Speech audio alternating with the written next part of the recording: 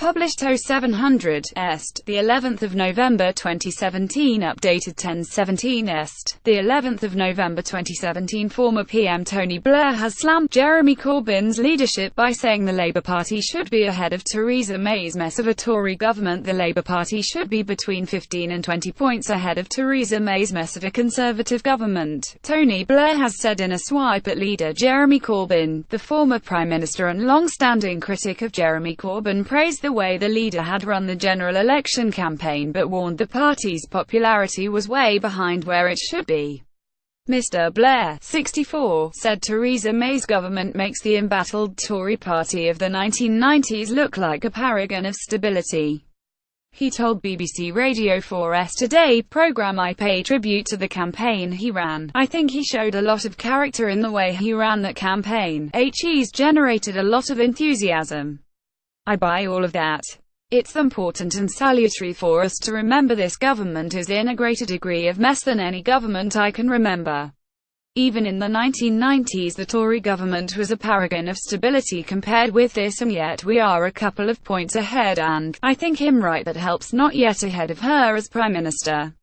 So, I pay tribute to all of that, but I still say, come on guys, we should be 15, 20 points ahead at this stage."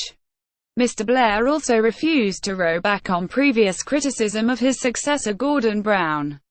Mr. Blair, 64, has been a long-standing critic of Jeremy Corbyn, pictured but praised the way he carried out the recent general election campaign. The increasingly sour relationship between him and his Chancellor dominated Mr. Blair's decade at the top.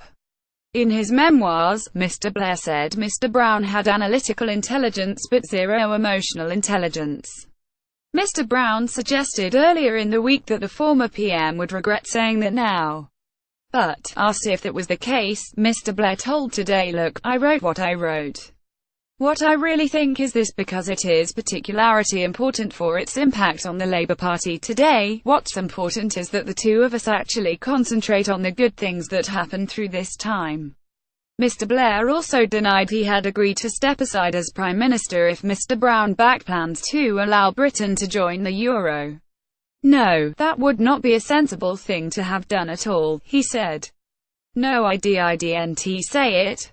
Mr. Blair said Theresa May's pictured government makes the embattled Tory party of the 1990s look like a paragon of stability. Blair wanted the UK to join the single currency, but the former Chancellor was widely believed to have used a series of tests the UK must pass before he would support such a move as a way of blocking his plans.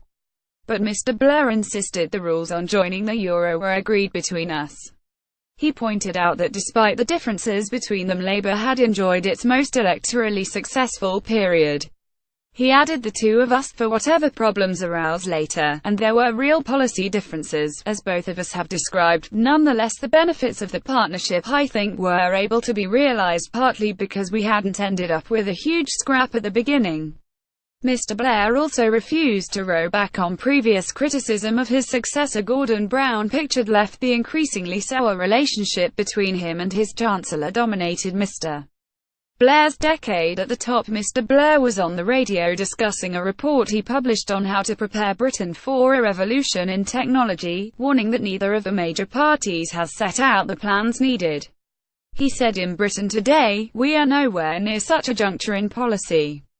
On the contrary, in respect of the government, the impetus behind British tech policy in the days of the coalition government, including the launch of the government digital service, has faded, and the Labour Party programme, despite a significant number of MPs who know we need a progressive answer to the tech revolution, largely ignores the potential for change in public services and has the feel of old-style industrial strategy from the 1960s.